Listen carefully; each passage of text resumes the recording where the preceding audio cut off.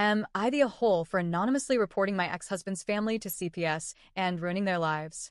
Long-time lurker, first-time poster. I'm using a very old throwaway account, and I won't be using real names because my ex and I have many mutual friends on Reddit, and I don't want this traced back to me. Also, English isn't my first language, and this might be all over the place because I still don't know how to properly tell this story. But I'll try my best. I'm a 38-year-old woman, and my ex-husband, Ben, also 38M, and I got married when we were both 26. We had been together since we were 19. For most of our relationship, people around us thought we were the golden couple, solid, loving, and always in sync. But there was one major dynamic that shaped our relationship from the beginning. Ben was a family man. He grew up in a big, tightly knit family. Parents still happily married, two younger siblings he called his lifelong best friends, and an extended family that had reunions and gatherings practically every other week. Birthdays, holidays, random Tuesdays, it didn't matter. The family came together to celebrate everything. Even Uncle Charlie being in town was cause for a barbecue and a family photo. In contrast, my background was, well, the polar opposite. I had a very broken and deeply traumatic childhood. I was abandoned as a baby and adopted by a couple who should never have become parents in the first place. My adoptive mother never wanted kids and constantly told me as much. My father only agreed to the adoption to try to save their crumbling marriage. It didn't work. My entire upbringing was filled with emotional neglect, physical abuse, and verbal degradation. I was told daily that I was unwanted, that I was a burden, that I should have never been born. When I was 10, my parents finally divorced. But instead of fighting for custody of me, they fought to avoid it. The court eventually decided I'd stay with my father. He was considered the less abusive of the two. But less abusive still meant I had no key to the house. I was locked out until he returned home at night. I had to wander the streets or hide in libraries until he'd let me in, just to have a roof over my head. By the age of 15, I moved out.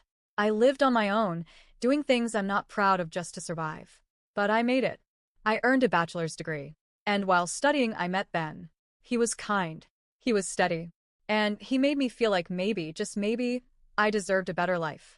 He knew about my past. All of it. And when I was introduced to his family, I was overwhelmed in the best possible way. They welcomed me with open arms. His parents, his siblings, even the extended cousins, they didn't just treat me like Ben's girlfriend. They treated me like one of their own. I had never felt so included, so embraced, so safe. For the first time in my life, I understood what people meant when they talked about family dinners, inside jokes, and warm hugs that weren't laced with manipulation or fear. One of the cousins, Helena, was particularly close to us. She and her husband, David, were well known in their community, both involved in theater and local arts. They weren't celebrities, but they were definitely popular. Public figures with large social media followings, very active on Facebook. I even got to witness Helena give birth to her oldest daughter, Mia. I held that baby in my arms.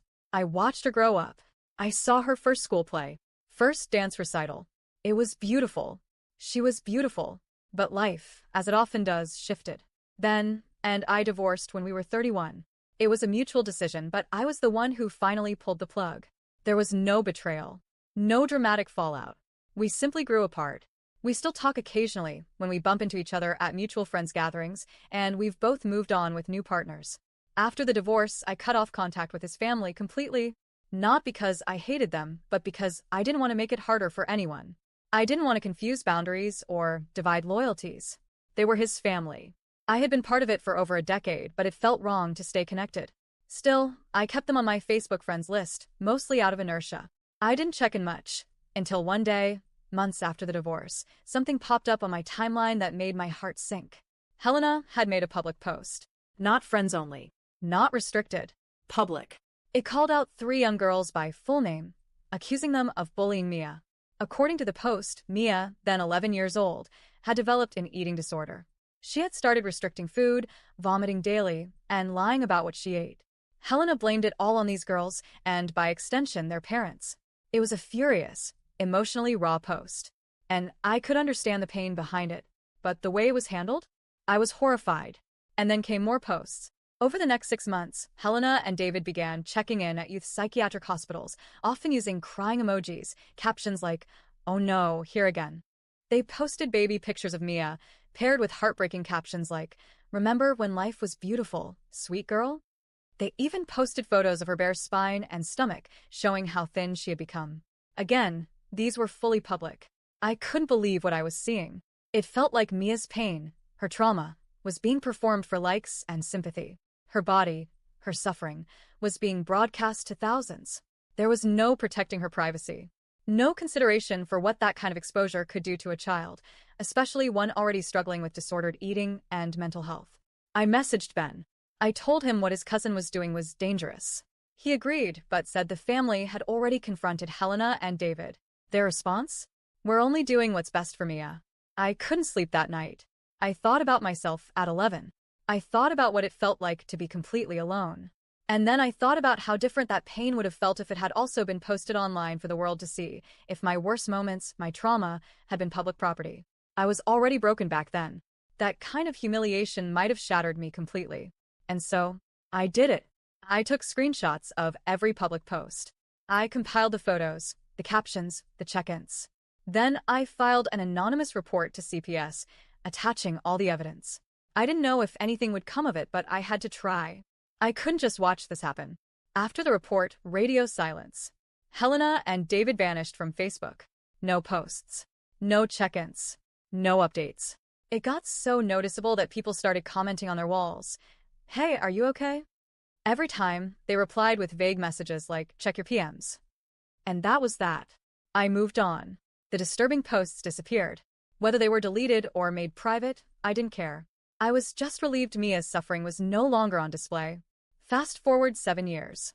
Mia recently turned 18. And 2 days ago, Helena posted something that brought everything flooding back. It was a long, emotional post, paraphrased here so it can't be reverse searched, but the message was clear. Helena wrote, "To whoever reported us to CPS 7 years ago, you destroyed our lives. You made our family live in constant fear. You made us paranoid. We lost trust in everyone around us. Was it our friend? A sibling? A neighbor? Because of you, we were investigated for years. Our home was inspected repeatedly. Because of you, our daughter became a stranger. She moved out the day she turned 18. And now we may never have her back. You were a coward. You didn't even confront us. You hid behind an anonymous report. I hope you know what you did. I hope it haunts you. Because you ruined our family. And I hope you're proud." I read that post 3 times. My stomach sank. My heart pounded. And I cried. I cried because I felt like the villain in someone else's story. Because what I did have consequences. Because, despite everything, I still loved that family once. I still cared about them.